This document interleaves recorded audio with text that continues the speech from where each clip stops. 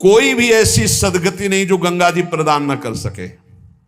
गतिम चिंत्यताम विप्रास पूर्णम सामान्य जन्म नाम, सामान्य जनों को भी परम गति प्रदान करने वाली और ब्रह्म ऋषियों के चिंतन मात्र से जो गति पर जो चाहे वो गति गंगा जी प्रदान करें। साक्षात ब्रह्म द्रव प्रवाहित है गंगा जी। गंगा जी की ही एक ऐसी अमोघ महिमा है कि जिनके दर्शन मात्र से पाप नष्ट हो जाते हैं। गंगा जी मतलब श्रीधाम वृंदावन से इस समय जैसी आसक्ति प्रकट की वृंदावन ने, ऐसी गंगा जी से आसक्ति। गंगा जी छोड़कर कहीं नहीं जाना, किनारे ही जो तीर्थ मिले मिले, कहीं नहीं जाना, नगर में भी ऊपर नहीं चढ़ना, वहीं जो आहार मिले गंगा का क्यों। कैसे बताएं क्या परमानंद स्वरूप गंगा जी हैं, जिनके दर्शन मात्र से सारा पाप नष्ट हो जाता है गंगा जी से। और आपको बताएं अधिकतर बड़े महापुरुषों का दर्शन गंगा किनारे जो प्रकट में थे और जो अप्रकट थे। नानक देव जी का पहला साक्षात्कार गंगा के किनारे हुआ। वृंदावन पावन पुलिन ये सब गंगा की रेती पे। वृंदावन पावन पुलिन प्रियालाल ये गंगा की रेती, सेनपुर साक्षात गंगा से प्रकट होते हुए सिद्ध मां। बड़े चमत्कार गंगा मैया के, बड़े चमत्कार अद्भुत। मतलब वाणी लड़खड़ाती है उनकी महिमा को, कहते हैं कि वो महिमा तो इस जीवन में देखी है ना, इसलिए बड़ी दिव्यता गंगा जी में। गंगा जी के नाम का स्मरण मात्र करने से पाप थर्रा जाते हैं। जो गंगा जी की डुबकी लगाता है वो महापापी भी पावन हो जाता है। विश्वास हो जाए, विश्वास हो जाए। गंगा जी में स्नान करके आचमन करके गंगा में ही जब पितरों का तर्पण किया जाता है तो पितरों को बहुत तृप्ति होती है और पितर मुक्त होने लगते हैं। जैसे अग्नि के संसर्ग से रुई भस्म हो जाती है, ऐसे ही गंगा जी के स्पर्श से शारीरिक मानसिक वाचिक तीनों प्रकार के पाप भस्म हो जाते हैं। गंगा गंगेति यो ब्रूयाद योजना नाम सतैरपि, जो 100 योजन दूर 400 कोस दूर से गंगा गंगा गंगा बोले मुच्यते सर्व पापेभ्यो विष्णुरुकम स गच्छति, वो शरीर निष्पाप हो जाएगा, वो वाणी निष्पाप हो जाएगी, उसका मन निष्पाप हो जाएगा और वो भगवत धाम का अधिकारी हो जाएगा। जो 400 कोस दूर से भी गंगा गंगा गंगा, सब गोरा ही गोरा है। गंगा जी गोरी, महादेव जी गोरे, तो फिर उन्होंने उठा के फेंक दिया ऐसे गोरे प्रेम रसासों में। कभी सोचा नहीं था कि कभी वृंदावन, कभी सोच में ही नहीं था वृंदावन। बड़ी अनन्य बात है, इतनी निर्भयता थी। अब गंगा किनारे तो गांव में लोग ऐसे ही लाश प्रवाहित करते हैं ना, कुत्ते वहां के बहुत प्रवीण होते, बीच धारा से घसीट के लाश ला के ऐसे, और वहीं किनारे हम भी पड़े हुए हैं, वहीं वो चीथ रहे, कोई फर्क नहीं पड़ता, एकदम निर्भयता। भगवान शिव की अनन्यता। गंगा जी को जब देखते हैं तो एक तो धारा में प्रवाहित होती है, भगवान शिव के जटा में भारी तन्मयता। गंगा जी की विशुद्ध कृपा, अपार शक्ति। कह रहे सैकड़ों योजन दूर से अगर गंगा गंगा गंगा ऐसा पुकार दे तो उसका शरीर पवित्र हो जाएगा, उसका मन पवित्र हो जाएगा, उसकी वाणी पवित्र। कल नरकों का वर्णन हुआ था, आज नरकों से उद्धार का वर्णन हो रहा है भाई। गंगा जल का आचमन करने वाला, गंगा जल का स्नान करने वाला, गंगा की धारा का दर्शन करने वाला, 400 कोस दूर से गंगा गंगा गंगा ऐसा उच्चारण करने वाला नरक नहीं जाएगा। कल जब नरकों का वर्णन हुआ था तो कई लोगों के बातें आई थी कि हमारे 38 के 38 हमारे में लक्षण है, अब क्या होगा। कोई कहता हम में 5 है, कोई कहता हम में 2 है, इसका मतलब नरक जाना पक्का है। तो आज उसकी काट सुन लो। नाम संकीर्तनम यस्य सर्व पाप प्रणाशनम, करना मत अवलो नसानी अबना न सही। पहले नियम लो कि आज के बाद नहीं करेंगे। और नाम कर संकीर्तन करो, प्रभु का चरणामृत पियो। कभी अवसर मिले तो गंगा जी के समीप जाके साष्टांग दंडवत करके डुबकी लगाओ, आनंद पूर्वक खड़े होकर कुछ देर नाम जप करो। नरक वरक नहीं मिलेगा, सब बढ़िया मंगल हो जाएगा, पर करना ये पड़ेगा।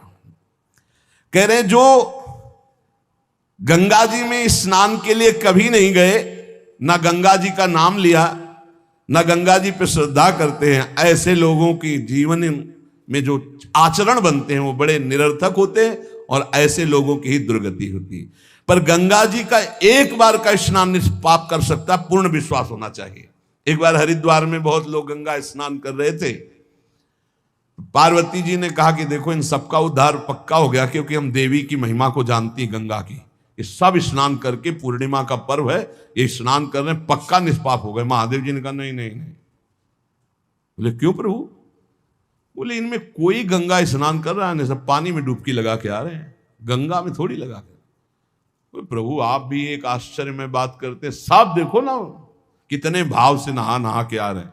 बोले अच्छा इनको विश्वास नहीं गंगा जी पे, इसलिए पानी पे डुबकी लगाते हैं, कोई एक होगा जिसे विश्वास होगा। देखो अभी हम परीक्षा करते हैं। रास्ते में बैठ गए तो फिसल के जैसे गिर गए हो ऐसे वृद्ध का रूप रख के गिरे हुए, अम्बा जी तो नवीन रूप धारण करके। बोले जो निकले उससे जो हम कहें सो कहो। तो जो महादेव जी ने सिखाया तो कहते भैया ये हमारे पति देव गिर गए, थोड़ा हाथ सहयोग दीजिए, पकड़ के उठा दीजिए, अकेले उठ नहीं रहे, आप आइए। और जब कोई आने लगे तो कहना निष्पाप पुरुष ही हमारे पति को छू सकता है, अगर पापी छुआ तो भस्म हो जाएगा, बस इतना तुम्हें बोलना है, ठीक है। अब जो निकलते बोले भैया आप गंगा नहा के आ रहे हो? बोले हाँ। तो बोले आप तो निष्पाप हो ही गए, हो गए, हमारे पति फिसल के गिर गए, हमारे पति निष्पाप हैं, और जो निष्पाप पुरुष इनको निकाल सकता है, अगर कोई पापी छू लिया तो भस्म हो जाएगा, आप सहयोग करो। बोले गंगा तो नहा के आए पर पाप बहुत तो हुए, हो अगर कहीं पाप नष्ट ना हुए हो तो भस्म ही हो जाएंगे। नहीं, कोई नहीं, किसी की हिम्मत नहीं पड़ी कि महादेव जी को निकलवा दें, क्योंकि जहां ये कहती कि अगर पापी पाप तो हुए यार, अब पता नहीं गंगा नहाने में नष्ट हुए कि नहीं नष्ट हुए, बेकार को भस्म हो जाए इससे। उनमें एक आदमी सरल भाव से गंगा गंगा गंगा माँ गंगे स्नान किया, और बोले भैया हमारे पति को निकलवा। बोले अच्छा भैया, लुटा रखा। बोले भैया एक बात सुन लो, हमारे पति निष्पाप हैं, अगर पापी पुरुष छुएगा तो भस्म हो जाएगा। तो बोले मैया आपको विश्वास नहीं, गंगा मैया में स्नान करके आ रहा हूं, अब भी पापी हूं। और तत्काल भगवान बाहर निकाल किसी को, जब वो चला गया तो भगवान शिव ने कहा ये केवल गंगा स्नान करके आया है, इसकी अर्थात भाव विद्यते देवा ना पाषाणे ना मूर्तये। यदि हम भगवान के नाम, भगवान के धाम, भगवान के इन पावन तीर्थों पर दृढ़ विश्वास करते तो बहुत जल्दी लाभ प्राप्त होता है। ये विश्वास के लिए सुनाता शास्त्र, ऋषि मुनि सब ये विश्वास के लिए सुनाते। हमें दृढ़ विश्वास कर लेना चाहिए कि अब हमारा कल्याण तो हो ही गया। जैसे गंगा जी क्या है? भगवान श्री कृष्ण का चरणामृत है। गांगम वारी मनोहारी मुरारी चरणच्युतम त्रिपुरार शिरश्चार, जिसे भगवान शिव मस्तक पर धारण किए। अपने लोग रोज चरणामृत पीते हैं, किनका? प्रिया प्रीतम का। अब और गंगा की जरूरत पड़ेगी? जहां से गंगा प्रकट हुई उनके सर्वांग स्नान का जल। यमुना जी, जब यमुना जी गंगा जी से मिली तो गंगा जी ऐसे होकर प्रणाम मुद्रा में मिली यमुना जी से। यमुना जी ने कहा तुम्हारा हो भाग्य कि तुम जगत पावन करने वाली गंगा हो। तो उन्होंने कहा तुम्हारे सामने मेरी कोई सामर्थ्य नहीं, क्योंकि तुम में प्रभु पूर्ण अवगाहन करते, हम तो प्रभु के चरण धोवन मात्र हैं, आपके ऊपर तो पूर्ण प्रभु की कृपा है। ब्रजेंद्र सोनु राधिका हृदय प्रपूर्य महारसाब्द पूरयो रिवातिथि वेगता रसैक सीम राधिका पदाब्ज भक्ति साधिका तदंग राग पिंजर प्रवाह। श्री लाडली लाल का अंगराग लेकर प्रवाह करती है। ये अपने कल्याण की अब कोई चिंता रह गई? रोज जो चरणामृत पान करता है, काल मृत्यु हरणम सर्वव्याधि विनाशनम श्री कृष्ण पादोदकम पीत्वा पुनर्जन्म न विद्यते, बस विश्वास हो। रजराली लगाते हैं, राधा राधा बोलते हैं, अब कोई जरूरत कल्याण की। दृढ़ निष्ठा रखो। पर यहां हम कितनों को रोते देखते हैं इस बात के लिए कि हमारा कल्याण हो जाएगा, हमारा अगला जन्म नहीं होगा। उनको चाहिए कि तुम लिखा पढ़ी करके दे दो। अरे विश्वास मानो यार, विश्वास मानो। कल्याण स्वरूप आप हो चुके हैं, धाम में बैठे हैं, पर आपको विश्वास है नहीं। हित दूध जो विश्वास है तब ही सुधरे बात, ना तरु माया पंथ में फिरे जो टक्कर खात। ये विश्वास करो, एक एक बात कल्याण करने वाली है। भगवती गंगा जी 400 कोस दूर से गंगा गंगा बोले तो भगवान के धाम भेज देती निष्पाप करके। ऐसी महामहिमा श्री गंगा जी के स्मरण में, अवगाहन में, आचमन में, स्नान करने में है। अब ध्यान दो के सुनो, जो ना गंगा नहाता है, ना नाम जप करता है, ना भगवत सेवा करता है, तो पशु योनि में जाता है। कह रहे हैं पूतिगंधम तमोमेध्यम वर्जनीयम प्रकीर्तितम पूर्वत भक्षणे प्रीता अद्य पापम करोति च स्तेयशीलो निशाचारी बुद्धिर्गेय सवंचकः अबुधा सर्वकारेषु अज्ञाता सर्वकर्मसु समयाचारहीनस्तु पशुरेव सबालिसाः। ये पशु योनि में जन्म लेंगे ऐसे लोग। कैसे लोग नरक जाएंगे? कल चर्चा। गंगा जी की महिमा अपार। अब सुनो, पशु योनि में कौन जाएगा? जब जीव यहां कोई पापाचरण करता है तो भूतेश्वर भगवान मथुरा में है, उनका शासन होता है। ब्रज 84 कोष के जीवों को जो प्रेत योनि को प्राप्त होते हैं उनको, और जब मुक्त होने का अवसर आता है तो ऐसे छूट दे देते हैं। ऐसे नहीं है कि वो तुमसे, यहां ऐसा नहीं कि नहीं है, कई प्रसंग पाए गए हैं अभी तो देखिए। तो पशु योनि को प्राप्त होता है। देखो, जो रात के 11 बजे के बाद 3 बजे के बीच में भोजन करता है, ये निशाचर है। निशा माने रात, चर माने विचरने वाले। रात में खाना, रात में तुमको 8-10 बजे तक भोजन कर लेने का नियम। 11 आखिरी है, 11 के बाद भोजन में बिल्कुल नहीं होना चाहिए। ये रात नहीं है ऐसे कि तुम्हारा जब मना है तब भोजन। 11 से लेकर 3 बजे के बीच में बिल्कुल नहीं। शांति से भजन करो, सो जाओ, उपद्रव मत करो। अब सीटियां बज रही हैं 12 बजे, चलो होटल में चलते 12 बजे खाने, ऐसे लोग जाते हैं। पशु योनि निश्चित।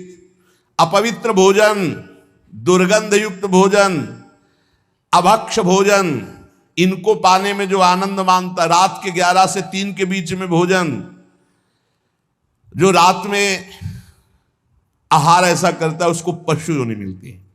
जो दूसरों का धन चोरी करता है, जो विद्वान बन करके दूसरों की वंचना करके धन को लूटता है, जो अपने कर्तव्य कार्यों से अनभिज्ञ होकर मनमानी आचरण करता है, जो समयोचित सदाचार का ज्ञान नहीं रखता, वो मूर्ख पशु योनियों को प्राप्त होता है।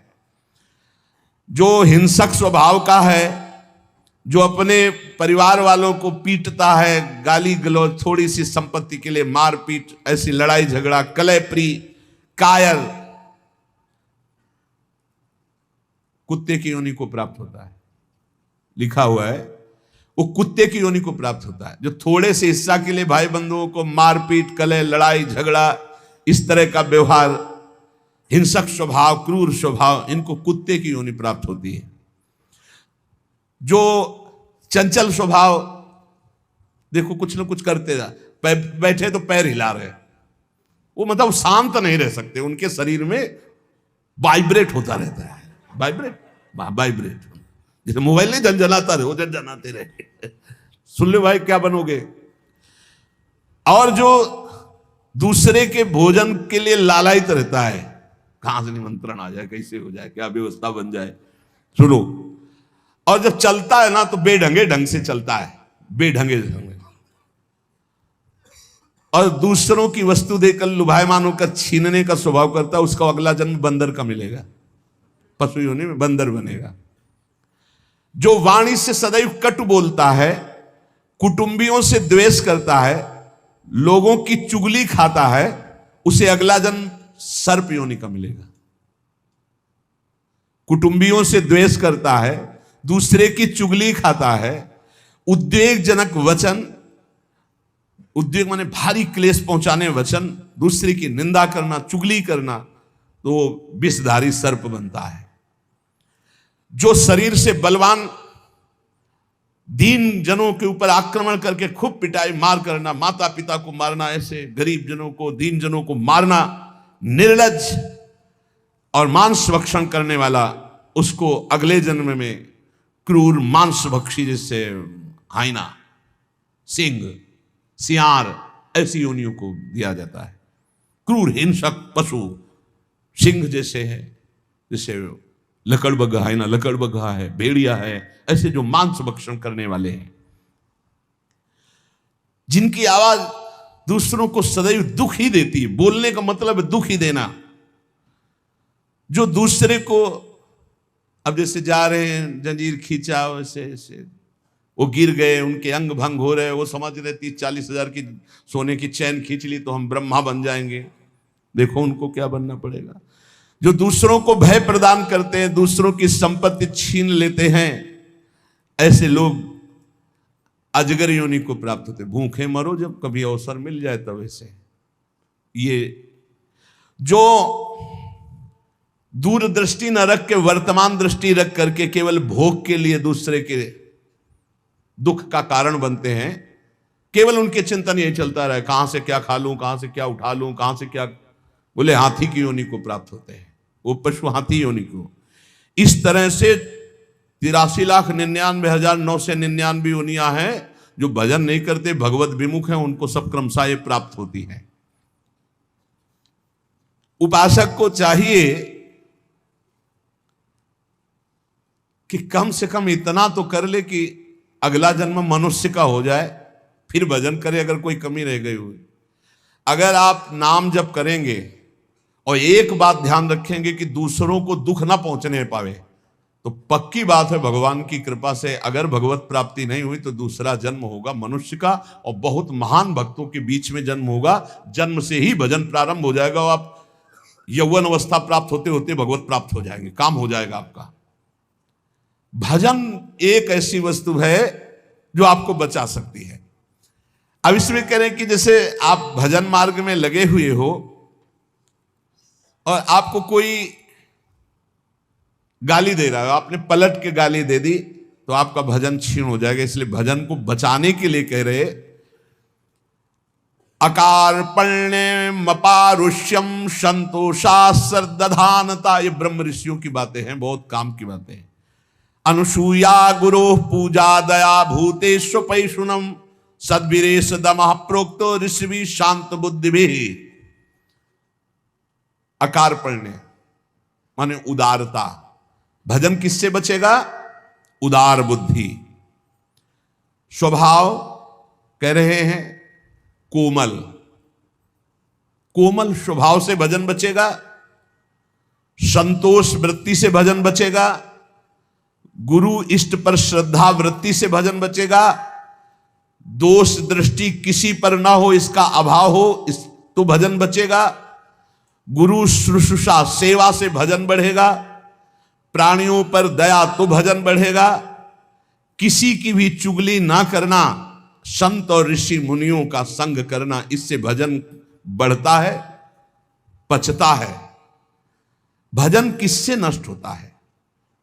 तो कह रहे हैं जब अवमाने न कुप्येत सम्माने न प्रहस्यति सम दुखो सुखो धीरा प्रशांति इति कीर्त्यते। जब तुम्हारा अपमान हो और तुम उसका बदले में अपमान कर दो तो तुम्हारा भजन क्षीण हो जाएगा। और यदि अवमाने न कुप्येत, अगर तुम्हारा अपमान हो रहा, तुमने क्रोध नहीं किया, तुम्हारा सम्मान हुआ, तुमने सम्मान स्वीकार नहीं किया, बचना भाई, इससे बचना, ये अगला जन्म नहीं होने देंगे। अगर ऐसा उदारता, कोमल स्वभाव, संतोष, श्रद्धा, दोष दृष्टि का अभाव, गुरु सेवा, प्राणियों पर दया, चुगली ना करना, निश्चित निश्चित अगला जन्म नहीं होगा। आप अपने भजन को बचाएं। जब कोई आपका अपमान कर रहा हो तो आप उसके बदले में उसका अपमान ना करें। यदि आपको क्रोध आ गया अपमान करने पर तो आपका भजन का फल क्षीण हो जाएगा। यदि सम्मान हुआ, आप आनंदित हो गए कि हमारा बड़ा सम्मान हो, तो आपका भजन क्षीण हो जाएगा। इसीलिए श्रीपाद भी कह रहे हैं, सम्मानम कलयाति घोर गरलम नीचापमानम सुधा, श्री राधा मुरली धरो भज सके वृंदावन मात्यज। जब कोई सम्मान करे तो उसे भारी विष के समान समझो। सम्मानम कलयाति घोर गरलम, जैसे बढ़िया खीर मिल रही हो, कान में कोई आके कह दे विष पड़ा है तो आप नहीं खाओगे। ऐसे ये सम्मान प्रणाम नमस्कार वाहवाही ये तुम्हारे भजन के नाश करने के लिए है, ये विष है, इसे मत पीना, स्वीकार मत करो। विश्व नमन करे करने दो, तुम स्वीकार मत करो, तुम हर्षित मत हो। और जब अपमान हो तो उसका अपमान करने वाले का कभी अपमान न करना। धीर पुरुष, प्रशांत पुरुष अपने भजन को ऐसे बचा ले जाता है। जैसे कोई अपमान कर रहा है बहुत बड़ा अमृत है, सच्ची मानिए। जिसका अपमान हो रहा है वो साधु पुरुष जब अपमान सह जाता है तो उसका भजन बढ़ता है, वो सुख से भगवान में शयन करता है। और जब अपमान हुआ और अपमान दूसरे का कर देता है तो उसका भजन क्षीण हो जाता है, वो अशांत होकर के फिर जगत में शयन करता है। अपमान करने वाला जब कोई सामने से अपमान सह जाता है तो उसका सहन करना उसके नाश का कारण बन जाता है। अपमान करने वाले का निश्चित नाश हो जाता है जब उस सामने वाला बोले ना, केवल चुप रहे। ये बड़ी बात है, पर बहुत कठिन है। उस समय जब कोई अपमान कर रहा है, निंदा कर रहा है, आप शांत हैं, इसका मतलब आपके ऊपर गुरु कृपा है और आप अपने भजन को पहचानते हैं, भजन बचाना चाहते हैं। अपमानित होने पर चाहिए कि अपमान करने वाले की ना बुराई सुने ना बुराई करे। जैसे कोई आकर बहुत नीच आदमी आपको गाली दे रहा था, कान में अंगुली डालो, नहीं भाई वो नीच नहीं, भगवान उसके अंदर बैठकर मेरी परीक्षा ले रहे थे, मुझे पुष्ट कर रहे थे, वो नीच कैसे हो सकता है। अपने भजन पर दृष्टि रखे, ना उसकी निंदा करे, ना उसकी निंदा सुने, ना उसका बुरा चाहे। यद्यपि इसमें लिखा हुआ है कि जो अपमान करने वाला है उसका सर्वनाश हो जाता है। ऐसे महापुरुष का अपमान जब करे कि वो बोले ना केवल, तो वो अपमानित करने वाला पुरुष स्वयं नाश को प्राप्त हो जाता है। ये बड़ी बात है। कह रहे तिष्ठेद औमंता विनश्यति। अगर वो अपमान जिसका कर रहा है वो महात्मा भजन करने वाला शांत है, कुछ नहीं बोल रहा है, वो तो सुख से शयन करेगा परमात्मा में और उसका भजन सुरक्षित बच गया और जो भी कलमश हुआ होगा वो भस्म हो गया। लेकिन अपमान करने वाला बोले विनश्यति, उसका नाश पक्का हो जाएगा। अपमानित होने पर साधक को चाहिए कि कभी अपमान करने वाले की ना बुराई सुने और ना बुराई करे, उसका भजन बच जाएगा, भगवान की कृपा हो जाएगी। अमृतस्येव तृप्येत अपमानस्य योगवित् विषवच्च जुगुप्सेत सम्मानस्य सदा द्विजा। साधक को चाहिए कि अपमान को अमृत के समान पान कर ले, नीचापमानम सुधा। देखो साधक, अपमान को अमृत के समान, जब कोई अपमान कर रहा हो तो ऐसे खुश होना चाहिए, काम बन गया। भगवत प्राप्ति में जो बाधक भाव है, इसके अपमान करने से भस्म हो जाएंगे, भगवान हम पर प्रसन्न होंगे। मौन, कभी उसकी तरफ रुद्र दृष्टि से भी ना देखो अपमान करने, ये भागवती का लक्षण है। अमृतस्येव तृप्येत अपमानस्य योगवित्। अमृत है अपमान। पर देखो ध्यान दीजिए, यदि आपकी कोई निंदा कर रहा है और सही में कर रहा है निंदा, तो तुम्हें सुधार करना चाहिए। वो तुम्हारे लिए अमृत नहीं है, वो विष है, सुधार करो। और अगर वास्तविक हमारी कोई गलती नहीं हो, हमारा अपमान, हमारी निंदा हो रही, तो नाचना चाहिए कि बहुत बड़ा विघ्न नष्ट हो गया और भजन में हमारी उन्नति अब पक्की होगी, पक्की उन्नति होगी, लौकिक और पारलौकिक। विषवच्च जुगुप्सेत सम्मानस्य सदा द्विज। साधक को चाहिए कि सम्मान से ऐसे बचे जैसे विष भरे भोजन से बचा जाता है। सम्मान स्वीकार न करे, प्रणाम नमस्कार ऐसे। श्री हरिवंश कोई कह रहा है, श्री हरिवंश, अब वो अगर पंचांग प्रणाम कर रहा है तो आप भी नमन कीजिए और निकल जाइए, व्यवहार मत बनाइए, दोबारा वो ना प्रणाम करे ऐसी भावना रखिए। अगर ज्यादा आप उससे प्यार करेंगे कि ये प्रणाम कर रहा है तो सम्मान स्वीकार कर रहे हैं। सम्मान देने वाले से ज्यादा प्यार नहीं किया जाता। जल्दी सम्मान विष है और अपमान करने वाले को प्यार दृष्टि से देखा जाती है। आप बड़े हितैषी हो, हमारा भजन बढ़ेगा, भगवान की प्राप्ति होगी। पर ऐसी अपनी तरफ से चेष्टा ना करे कि कोई अपमान करे। अपमान से सदैव तप की वृद्धि होती। अपमानात् तपो वृद्धि, सम्मानाच्च तपः क्षया। सम्मान स्वीकार करने पर तपस्या भजन क्षय हो जाता है और अपमान होने पर तपो वृद्धि, उसकी तपस्या की वृद्धि होती है। अर्चिता पूजितो विप्रा दुग्धा गौरी गच्छति। जो अपनी पूजा कराने लगता है, अपने प्रणाम स्वीकार करने लगता है, तो जैसे दूध देने वाली गाय दुर्बल हो जाती है, ऐसे वो तपहीन हो जाता है जो भारी प्रणाम नमस्कार पूजा स्वीकार करता है। स्वीकृति नहीं होनी चाहिए। पुनराप्याप्यते धेनु शतृणैः सलिलैर्यथा एवं जपैश्च होमैश्च पुनराप्याप्यते द्विजा। साधक को चाहिए यदि प्रणाम नमस्कार बहुत करवा चुका है, वैसा लगा कि मेरा तप क्षीण हो गया, तो बंद कर दो प्रणाम नमस्कार और एकांत में बैठकर, जैसे गाय को फिर अच्छा अच्छा चारा पवाया जाए तो पुष्ट हो जाती है, ऐसे अपने साधन भजन करे, प्रणाम नमस्कार से दूर हो जाए। महापुरुषों ने भी ऐसी लीलाएं की जिससे प्रणाम नमस्कार बंद हो जाए। ये सबको भगवत स्वरूप मान के तुम प्रणाम करो, तभी बात बनेगी। कह रहे हैं कि अगर प्रणाम नमस्कार स्वीकार कर लिया जाए तो सम्मानाच्च तपक्षय, उसका तप क्षय हो जाता है। संसार में देखना, ब्रह्म तेज को प्रकट करने वाला कौन है? जो निंदा हो उसे सहले, वो ब्रह्म तेज को प्राप्त हो जाता है, भगवत तेज को। अपनी निंदा हो मुस्कुरा के सहले, बहुत बड़ी बात है। बोले आक्रोशक समो लोके सुहृदन्यो न विद्यते यस्त दुष्कृत मादाय सुकृतम स्वप्रेक्षति। हमारी गलती ना हो, जैसे हमसे गलती हो गई फिर निंदा हो रही, तब तो ठीक ही है, होना ही चाहिए। हमारी गलती नहीं, फिर निंदा हो रही है तो एकांत में प्रसन्न होना चाहिए। अब वो भगवत तेज उसका बढ़ेगा, ब्रह्म तेज बढ़ेगा उसके। आक्रोश मानान नाक्रोशेन मनः स्वम विनिर्वर्तयेत् सन्नियम्य तदात्मानो ममेते नाभिसिंचति। वो ब्रह्म तेज संपन्न हो जाता है जिसकी निंदा हुई और वो बिल्कुल सह गया। कोई जिसने निंदा की उसकी भी निंदा नहीं करनी। ये बहुत बड़ी कृपा भगवान की होती। तभी बड़े बड़े महापुरुषों ने कहा, साधो निंदक मित्र हमारा। संतो, ये निंदा करने वाले हमारे बड़े मित्र हैं, बड़े भाग्य से मिलते हैं निंदा करने वाले। नहीं, उल्टा है, संसार में ही माना जाएगा बड़े भाग्य से मिलते हैं प्रशंसा करने वाले, मुंह चुपरी बोलने वाले, लेकिन निंदा करने वाले बड़े भाग्य से मिलते हैं। कितना कलेजा उनका पक्का भगवान करते हैं, और संतों का यश होता है उसी से। संसार में निंदा करने वाले के समान दूसरा कोई उपकारी मित्र हमारा नहीं हो सकता यदि हमारी निंदा करे, क्योंकि वो सब अशुभ अपने ऊपर लेकर बिल्कुल निर्मल मार्ग करके दे देता है, जाओ भगवत प्राप्ति करो तुम। इसलिए संतों के वचन हैं, जो तुम्हें उद्विग्न करे, जो तुम्हारी निंदा करे, जो तुम्हारा अपमान करे, उसे सह जाओ तो अमृत में स्नान करोगे, अमृत में डूबोगे। नाम जप करो, इन बातों से कभी डरना नहीं कि कोई तुम्हारा अपमान कर रहा है, कोई निंदा कर रहा है। कोई एक संत भगवान बहुत अच्छे उपासक, उनका विक्षेप सहन नहीं होता। विक्षेप होता क्या है? विक्षेप आपकी मान्यता होती। देखो इसमें अगर आप ये संत वाणी सुन रहे हो तो आपको अपमान विक्षेप लगेगा, आपको निंदा विक्षेप लगेगा, आपको प्रतिकूलता विक्षेप लगेगा, आपको तिरस्कार विक्षेप। अरे ये अमृत है, ये अमृत है।